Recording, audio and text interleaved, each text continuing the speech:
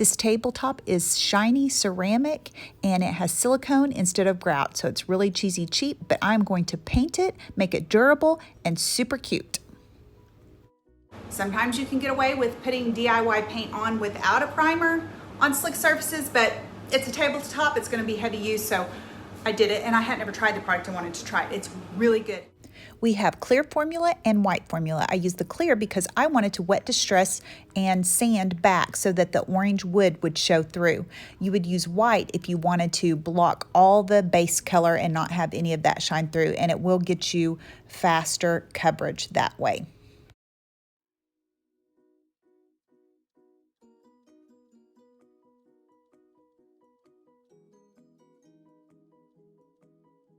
So I put our Salvation solution on it, which is a primer to keep from tannin bleeds to go through, which is oil coming back up through. Like you paint something white, you come back later and it's brown.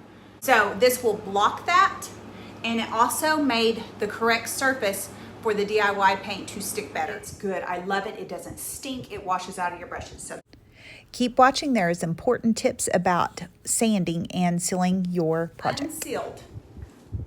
So you can wet distress. You take a wet cloth and you just literally reactivate the paint because it hasn't been sealed and rub it back to where you want it. Now when you are sanding, you want to be sure, and like if I have just sanded a white one and it still has life on it, and then I go to my next black project and I start sanding, you're going to burnish some of that color into your project. Be careful, change new if you care about that. So something to think about. About $6. I have different shapes of these, and then again, these are nice, okay? Because DIY sand's so easy. So you don't want to get too high of a grit or you go down to the bones of the wood. So lower grit, and I keep a coarse grit for different reasons. So wet distress, you don't have the sand going everywhere. You don't have going up your nose. So this instead of wet distressing. If you wet distress these colors, you might blur them.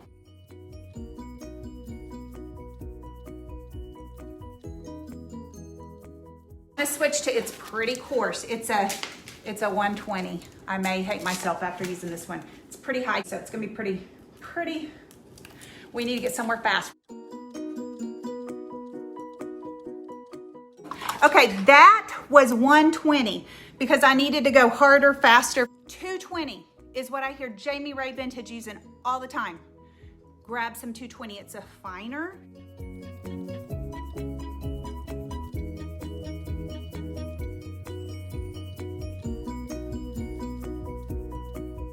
About the clear Salvation solution, let me tell you, that stuff is good because, especially if you let it cure, you need to let it cure correctly. And this has been since last Friday, so I'm not even seeing my slick white ceramic tile popping up out of there. It did its job. Multiple colors here.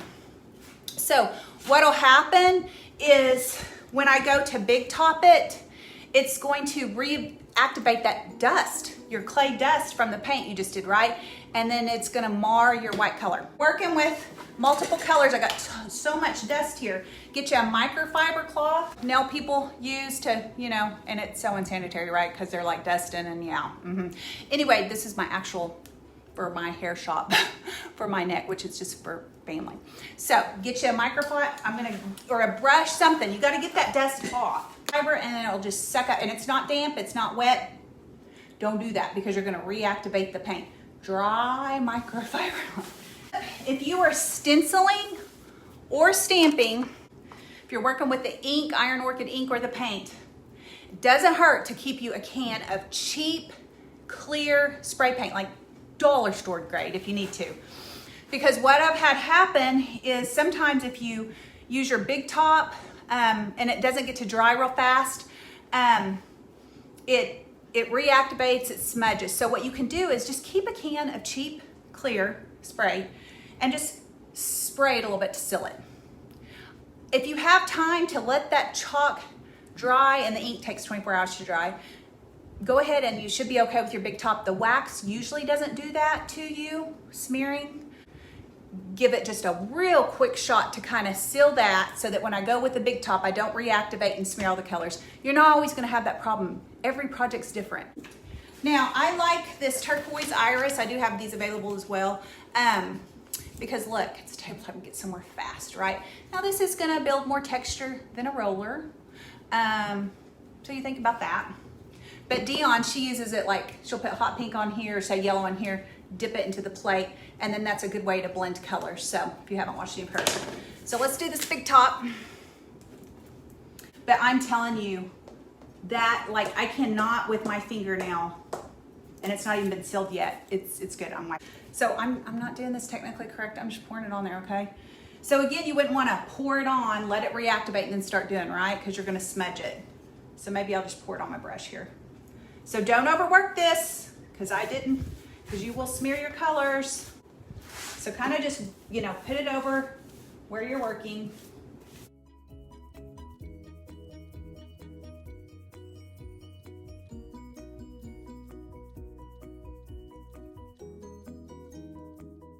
I want to overwork. Now when I go to put my second and third coats on, you can overwork because it's sealed, right? Big Top is a semi-gloss finish, and the liquid patina is more of a matte finish. It's a little thicker to work with. I love it for Mod Podging. But all right, so let me see if I can let you see the how the colors pop. This is ink of the Iron Orchid, Turmeric, Seagrass.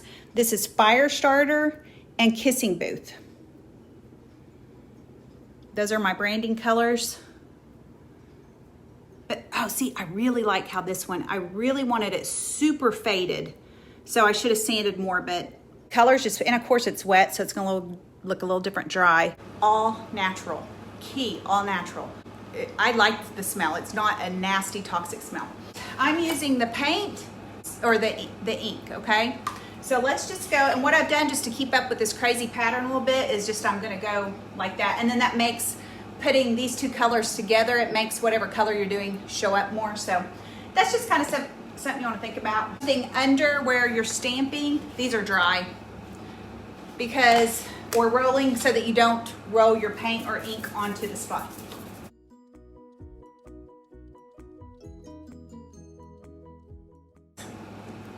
See how I got it where I didn't want it? So that can, if you're doing fabric, you do not want that. It will get on your fabric, but, so just kind of wipe that off.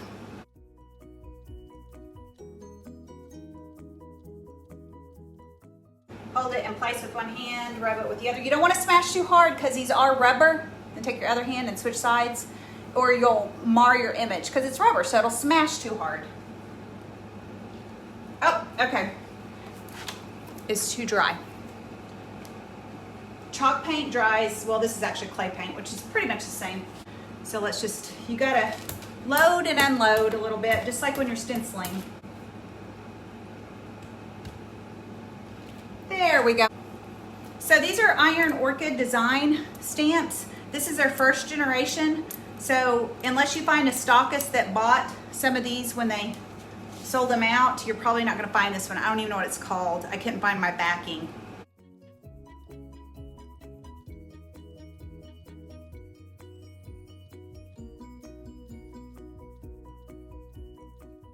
All I would do is put this in warm soapy water, or you could leave a paper towel, wet paper towel over it just to keep it not drying out, or clean it each in between with the Lysol or baby wipe.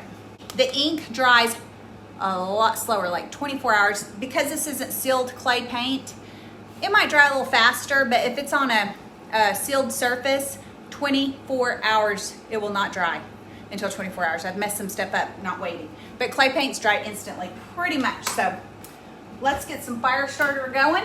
DIY Firestarter. They do have a softer orange. It's called Summer Crush. This is called a brayer, what I'm using. You can use a high density foam roller.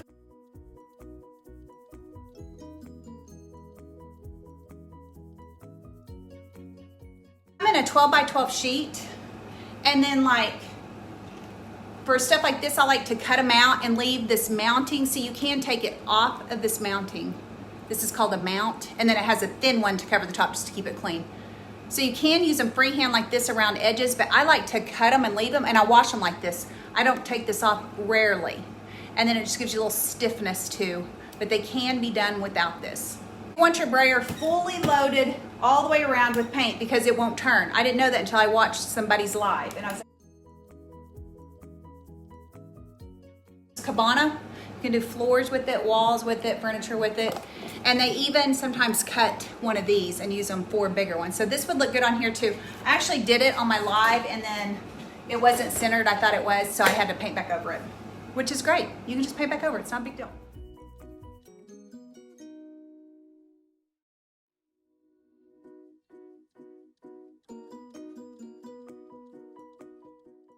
And if it's been sealed, if I would have water-based top coat this before I did any of the stamps, I could have taken a baby wipe and washed it off and kept going instead of repainting. So remember that. You can seal your clay paint first, and then you have some grace when you're stenciling and stamping if you make a mistake or want to change something.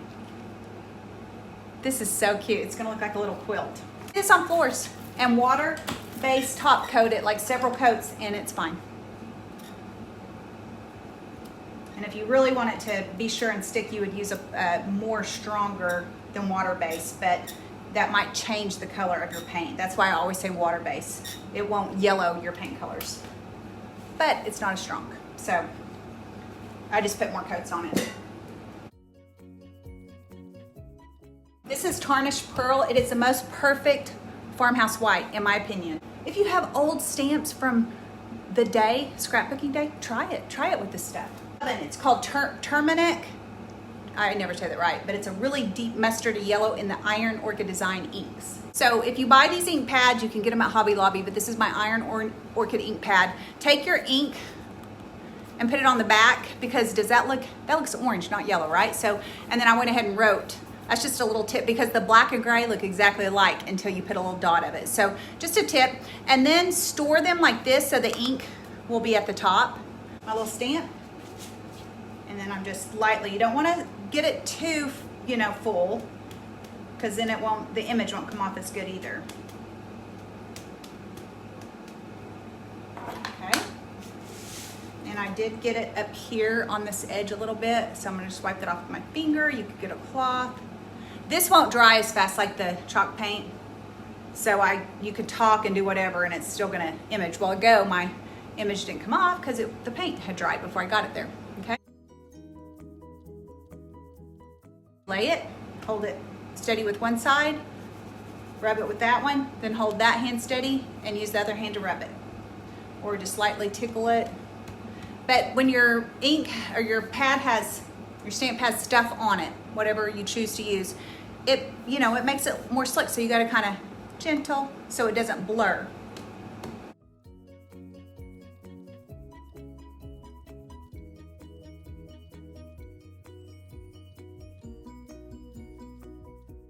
Is ink, paint, paint, ink, ink. So you can't really tell the difference except that the ink will take longer to dry.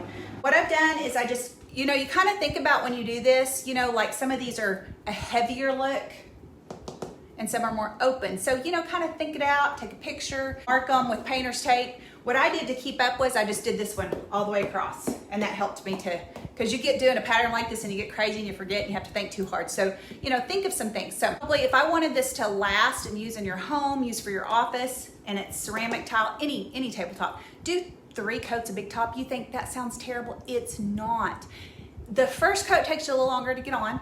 Let it dry about 30 minutes. Go back and the second and third coat, if you're doing durability, you go so much faster. It's like painting your nails. The first one you gotta really be careful and just really take your time. The second ones you just go, right? Not that hard to put multiple coats on. Many people use wax over the top of really good dried overnight big top because that'll give it a little bit of water resistance and a little bit more buttery finish.